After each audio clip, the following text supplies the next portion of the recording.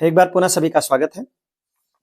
पिछले वीडियो में हमने बात किया था पेपर 1 में प्रथम भाषा और द्वितीय भाषा में कब क्या कैसे करना है। आज हम बात करने वाले हैं पेपर 2 के लिए, जिसको जूनियर स्तर का नाम दिया जाता है, या 6 से 8 समझते हैं कि जो 6 से 8 के लिए भरते हैं वो जूनियर स्तर भरते हैं, जिसको पेपर 2 कहा जाता है।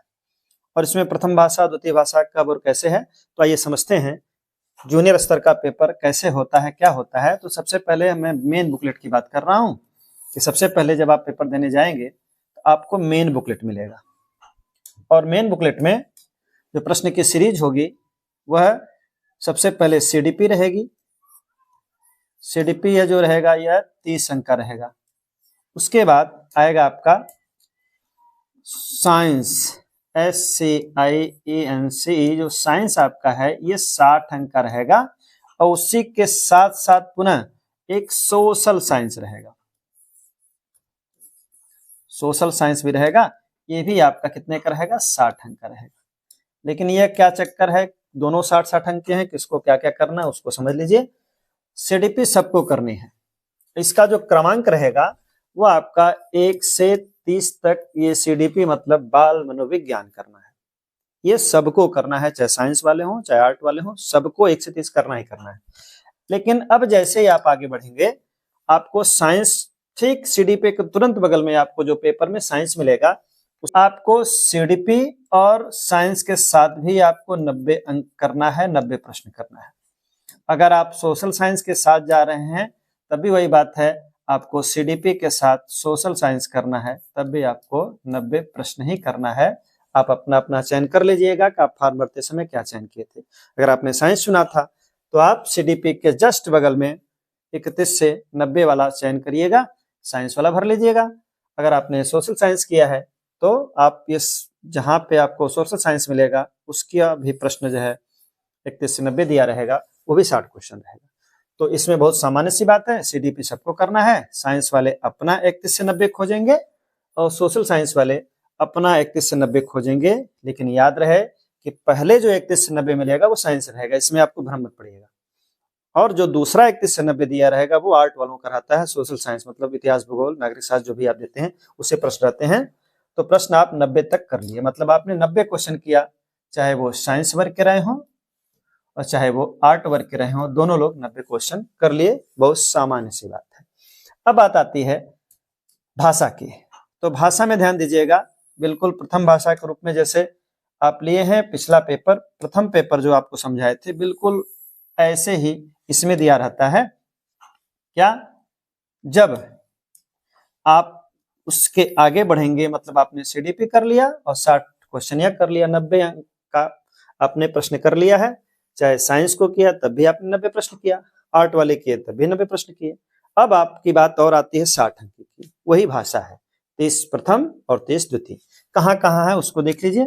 सबसे पहले जो मेन बुकलेट रहता है उसमें आपको इंग्लिश और हिंदी दी रहती है, तो आप पहले उसको समझिए, फिर हम आ रहे हैं संस्कृत के लिए। तो पहले मेन बुकलेट देख लीजिए, उसमें संस्कृत नहीं रहता, उसमें आपको ये दोनों मिलेंगे। उसके बगल में देखिए सबसे पहले आपको इंग्लिश मिलता है, और उसी के ठीक बगल में हिंदी दी रहती है, हिंदी हो गई। फिर आपको एक इंग्लिश और दिया रहेगा, और उसके ठीक बगल में आपको हिंदी दी रहती है। तो अब ये इसकी नंबरिंग जान लीजिए कहाँ कहाँ पे भाषा है, और ये आपकी द्वितीय भाषा है। अंग्रेजी और हिंदी में ही रहेगा। संस्कृत वाले की बात अभी हम कर रहे हैं। यहां से देखिए, अब 91 से 120, अब 121 से 150, 121 से 150। यहां भी देखिए आपका 30 प्रश्न, यहां पर भी आपका 30 प्रश्न। इस प्रकार कुल 150 प्रश्न हो चुके हैं।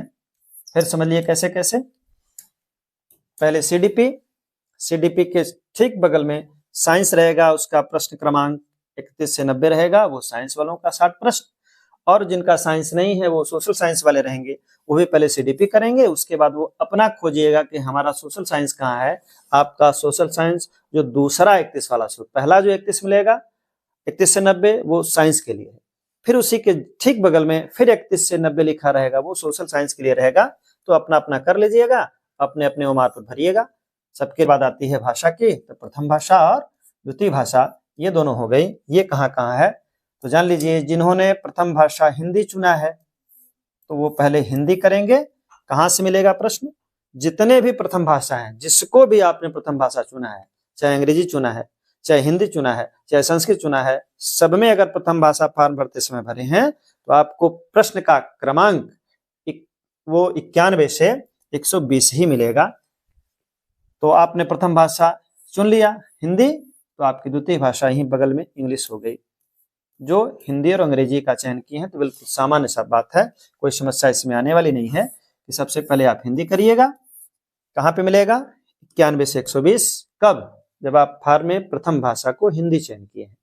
और द्वितीय भाषा आप अंग्रेजी चयन किए होंगे तो ये कर लीजिएगा कौन, 121 से 150। अब बात आती है संस्कृत की। ये तो सामान्य हो गया उनके लिए जो अंग्रेजी और हिंदी के साथ गए हैं, उनके लिए केवल एक ही बुकलेट मिलेगा, एकदम ये सामान्य सी बात है। अब आते हैं संस्कृत में। संस्कृत का भी एक बुकलेट मिलता है, उनके लिए मिलता है जो केवल संस्कृत को द्वितीय भाषा में चयन करते हैं, क्योंकि मेन बुकलेट में संस्कृत नहीं दी रहती है, उसमें हिंदी और अंग्रेजी दिया रहता है। अब जो संस्कृत भरे हैं वो संस्कृत के लिए जान लें कि संस्कृत द्वितीय भाषा उनकी भी रहती है, उनका भी 91 से 120 रहता है और 121 से 150 रहता है। ये प्रथम भाषा है, ये द्वितीय भाषा है। फिर बता दें कि जब भी प्रथम भाषा रहेगी, जिसका भी चयन आपने किया होगा फॉर्म भरते समय, वो हमेशा 91 से 120 प्रथम भाषा रहेगी और 121 से 150 द्वितीय भाषा रहेगी। इसमें कोई भ्रम पालने की जरूरत नहीं है। तो अब आ जाइए, जो संस्कृत तो आपने चयन कर लिया और इसको भी नहीं करेंगे तो दो चीज आप कट कर लीजिएगा, मतलब आपको साइंस नहीं टच करना है। क्या क्या टच करना है संस्कृत वाले ध्यान दें, कि आप पहले सीडीपी करेंगे, उसके बाद 31 से 90 कौन करेंगे, जो साइंस के बाद, पहले साइंस के में 31 से 90 आएगा, फिर 31 से 90 आएगा वो सोशल साइंस रहेगा, वो आपको करना है। तो क्या क्या किया आपने, सबसे पहले आपने सीडीपी कर लिया, फिर आपने 60 नंबर का सोशल साइंस कर लिया, आपका 90 प्रश्न हो गया। अब बात करनी है किसकी, हिंदी की। तो हिंदी प्रथम भाषा के रूप में यदि आपने चयन किया है तो याद रहे कि OMR पे आप 91 से 120 भर लीजिएगा, जो आप पूरा पूरा कर लीजिएगा जो आता है। अब बात आ गई 121 से कहाँ जाना है। अब 121 पे आपको सेकंड भाषा जानी है, तो आपको इससे कोई मतलब नहीं है। 121 से, चूंकि प्रथम भाषा 91 से 120 हो गया है, जब 91 से 120 हो गया है तो फिर ओमार मिलेगा कहाँ, वो तो हिंदी पे आप भर चुके हैं, तो संस्कृत के लिए नहीं चुनना है। अब आपको 121 का चयन करना है ओमार के लिए। अब कहाँ जाएंगे, संस्कृत में। तो संस्कृत में फिर से बता दें, जब भी आप संस्कृत में जाइएगा तो क्या करिए, केवल केवल केवल आपको गद्यांश करना है। गद्यांश उसमें दिया रहता है, गद्यांश आप कर लीजिएगा, 2 पार्ट में रहता है और ये 15 प्रश्न रहते हैं। 2 गद्यांश देकर 15 प्रश्न करना रहता है, उसी में से प्रश्न मिल जाते हैं। एक आध दो भाषा के अतिरिक्त जो आपका ग्रामर रहता है वह हम आप उस पर चर्चा करेंगे कैसे करना है, लेकिन जान लीजिए पेपर का मॉडल। तो आप सबसे पहले सीडीपी किए, फिर सोशल साइंस कर लिए, फिर प्रथम भाषा भी आपने कर लिया, तो कुल 120 प्रश्न आपका हो गया। 121 से 150 यही बगल में मिलेगा। पहले आपको संस्कृत मिलेगी, लेकिन उसकी जो नंबरिंग होगी वो 91 से 120 रहेगी, वो प्रथम भाषा, उससे आपको कोई मतलब नहीं, क्योंकि आपने हिंदी को प्रथम भाषा चुन लिया है। अब किसका चयन करना है, 121 से 150। तो जब आप संस्कृत का चयन करने जाइए तो जो उसका शिक्षण है, पेडागॉजी है, उसको आप नहीं पढ़ेंगे। क्यों नहीं पढ़ेंगे, अभी हम बात कर रहे हैं। पढ़ेंगे किसको, केवल आप गद्यांश को। जहां पर गद्यांश है वो गद्यांश हो सकता है आपका कहाँ, 121 से 135 मिल जाए। तो 121 से 135 अगर गद्यांश मिला तो उसको हल कर लीजिएगा। कभी कल क्या होता है, उसको हेर फेर कर देते हैं पेपर सेट करने वाले, तो 136 से 150 अगर मिल गया तो उसको कर लीजिए। मतलब सेकंड भाषा रहेगी या तो 121 से 135 में गद्यांश मिलेगा, और चाहे 136 से 150 मिलेगा। तो जहां आपको गद्यांश मिलेगा हल कर लीजिएगा। अब छूट जाएगा एक शिक्षण, तो जो शिक्षण छूटेगा वो आप क्या करिएगा, हिंदी में आ जाइएगा। उसका उत्तर क्या करना है, उसको आपको शिक्षण पढ़ना नहीं है, आप हिंदी पढ़िएगा। तो हिंदी क्या पढ़िएगा, चूंकि प्रथम भाषा ने आपने पूरा कर लिया है। अब पड़ोस में ही कौन रहती है, सेकंड भाषा। तो सेकंड भाषा का केवल शिक्षण आप पढ़ लीजिएगा, और शिक्षण चूंकि आप पढ़ लेते हैं, उसकी हिंदी पढ़ लेते हैं, उसका अर्थ समझ लेते हैं। जैसे जैसे पूछेगा, क्या क्या पूछेगा उसकी बात तो बात करनी है। अभी आज हमको आपको पेपर को समझाने का प्रयास कर रहे हैं कि आपको आसान कैसे करना है। आपका 15 प्रश्न बचेगा, समय भी बचेगा, दोनों काम हो जाएगा। तो जब आप गद्यांश कर लीजिएगा, चाहे 121 से 135 में, चाहे 136 से 150 में, जहां मिलेगा तो 15 आप गद्यांश हो गया। तो जहां छूटा रहेगा, अगर 136 से 150 में आपका शिक्षण छूटा है, तो हिंदी में भी आपको जो सेकंड भाषा है, जो आपके काम की नहीं है लेकिन काम की किसके लिए है, संस्कृत के लिए है, तो जो सेकंड भाषा आपकी हिंदी मिलेगी वो 136 से 150 में ही मिलेगी। तो 136 150 आप इसको अपने मन से जो पढ़े रहेंगे अपना ट्रिक लगा लीजिएगा, 136 से 150, और वही 136 से 150 हूबहू आपको संस्कृत शिक्षण में मिल जाएगा। इससे आप ट्रिक लगाइएगा, और संस्कृत जो शिक्षण सिद्धांत है आप उसको पढ़ नहीं पा रहे हैं, क्योंकि उसका पढ़ तो पा रहे हैं लेकिन अर्थ नहीं निकाल पा रहे हैं, तो अर्थ मत निकालिएगा, हिंदी से अर्थ निकालिएगा, संस्कृत में ले जाके आप उसका ट्रिक लगा लीजिएगा। सेम प्रश्न रहेगा, 136 यहाँ पर भी रहेगा, 136 यहाँ पर रहेगा, 137 जो यहाँ रहेगा वह भी 137 रहेगा, जो 138 यहाँ रहेगा वही 138 यहाँ रहेगा।